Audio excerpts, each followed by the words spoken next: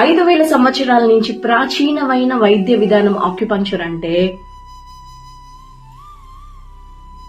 ఇన్ని సందేహాలు, పూర్తి వివరాలు తెలుసుకోకుండానే కన్ఫ్యూజ్ అవుతూనే ఉంటారు. ఆక్యుపంక్చర్ అంటే మన శరీరంలో సహజంగా ఉన్న న్యాచురల్ హీలింగ్ ప్రాసెస్ ని యాక్టివేట్ చేసే ఒక ప్రక్రియ. ఈ ఆక్యుపంక్చర్ ఎలా పనిచేస్తుంది? మన శరీరంలోనే సహజంగానే శక్తి ప్రవాహకాలు ఉంటాయి. వాటిని మనం చి అని కూడా అంటారు.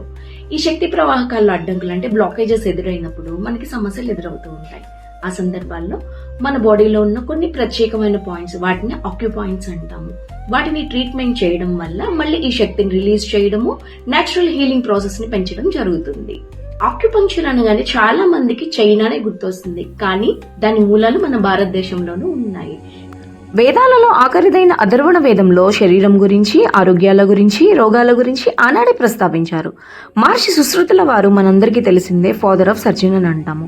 మహర్షి సుశ్రుతుల వారు రచించిన సుశ్రుత సంహితలో ఈ ఆక్యుపంక్చర్ గురించి ఆనాడే ప్రస్తావించారు.